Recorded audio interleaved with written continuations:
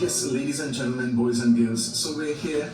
We have with us Miss Camille Quamina. She's a clinical psychologist. Miss Quamina, welcome to the Heartline program. Thank you so much for having me. Yes, so today we're discussing women. We know that as a result of the pandemic, many of our women have experienced both job losses and a rise in domestic violence. In your view, how do you think that this has impacted upon their quality of life? I think it's very important to separate the events that we go through from our quality of life. So that being said, even though we may go through some tough events in our life, what can really impact our quality is our resilience levels. So our ability to bounce back from those events, because everybody, whether it may be experiencing violence in a relationship, whether it may be experiencing job loss or any other thing in between, we can experience these type of events, and what really matters is the way that we're able to process it, how well we're able to take care of ourselves, and ultimately how well we're able to move on and continue to establish for ourselves a safe place emotionally, which essentially is resilience. Yes, resilience, and I like that, bouncing back. Mm-hmm. We know that also the losing of one's job or becoming a victim of domestic violence can have separate emotional effects on an individual. What type of emotions do you think, from your experience, in dealing with people, what type of emotions do you think women typically experience as a result of having a job loss and now sometimes also becoming the victims of domestic violence?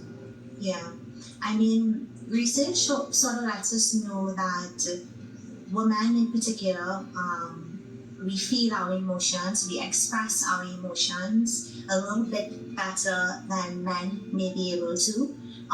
What women tend to do though is, when it comes to those types of uncomfortable emotions like guilt or sadness, we tend to internalize them. So you find that actually levels of depression are higher among women than you will find among men.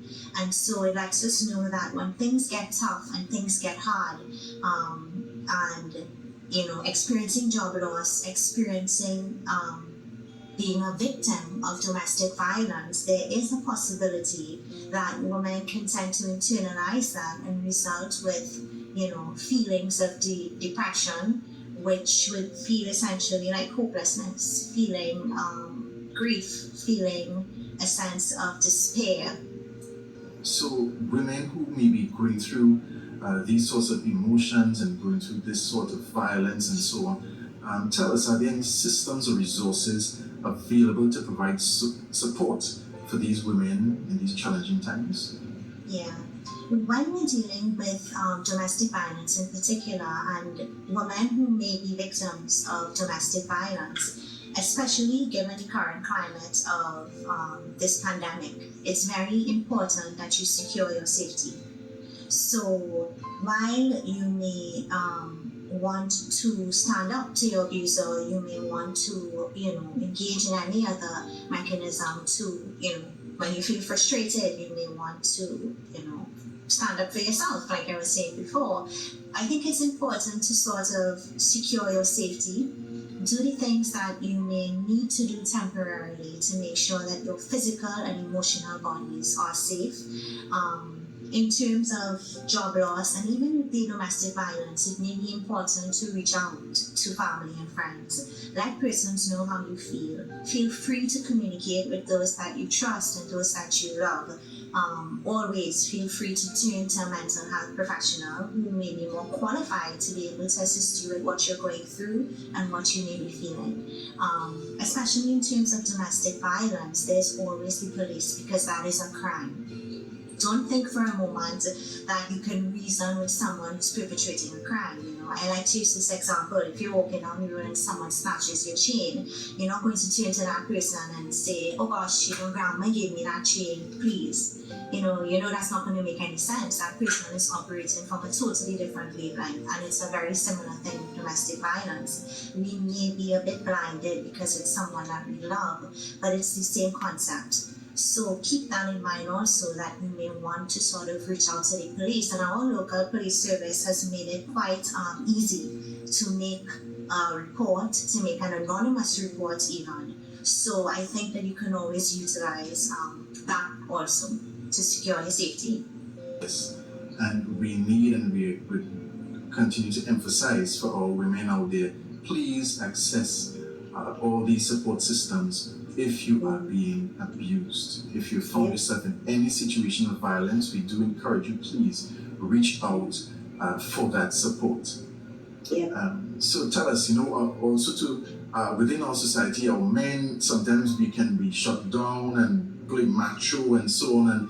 And as we discussed before, sometimes as men we don't show our emotions. So how what would you advise men in terms of their role in playing if wives have lost their jobs? Their wives have been impacted by a job loss. How do you think that the men, the husbands, can support their wives throughout this time? Again, I would speak to empathy. So putting yourself in that person's shoes, understanding, this might not feel very good, especially given because it becomes very individual specific. So again, the value that a person has on their job. Some people may define themselves by their career, some people may not. So losing the job may be neither here nor there to them, but for some people it can be a devastating blow. Some people are relying on their job to provide for their family. And so depending on the circumstance of your spouse would depend on your reaction. So if you know, well, this was very important to my significant other, it may be necessary to be supportive, to let them know that I'm here for you and it's okay, you can make it through. Again, remembering that we go through struggles, and this struggle that you're going through now is new, yes, but you've been through struggles before and you've made it through those before also, and you can make it through this one too. So any advice again for women? Again, it's tough in this time. So any advice for women? The COVID-19 has hit not just Trinidad and Tobago, but the world in general. So any advice to women who are dealing with the dual difficulty of having a job loss as well as encountering domestic violence at home? Any advice that you would have for them? I would say keep in mind that this is something that the world is going through. There are other women that are experiencing exactly what you're experiencing. You are not alone. The events in your life are not defining you. They're not defining your worth. They are simply events in your life that you're experiencing, and you get to make the best decision with what is happening based on how you value yourself. And always remember that you're worth safety, you're worth peace, and in the case of job losses, you are going to get another job. You can get another job. And I would suggest in that circumstance that you trust your process a little bit. Don't think that because this thing has happened, it's the end, essentially. So as we wrap up here, any closing words or comments, any advice you would love to give to our folks out there in Trinidad and Tobago? I would say get to know your emotional body. We spend a lot of time focusing on our physical body. We spend a lot of time focusing on events outside of ourselves, like jobs, like, not being able to go out, like, not being able to go to restaurants and things of that nature. I would say now is a perfect opportunity to get to know the thing which allows your experience of those things to either be really positive or really uncomfortable. And the thing that really controls that is your emotional body. So it's a good time to learn about yourself, to understand how you work, and to learn skills that can help you to process and cope with your world in a better way. So Ms. Camille Quamina, she is a clinical psychologist. Thank you so very much for being here with us right here on Heartline. We thank you for all the information and the advice and the expertise that you have shared, and we do hope to have you at another time right here on Heartline. Thank you so much. So Trinidad and Tobago, we move on to the next item.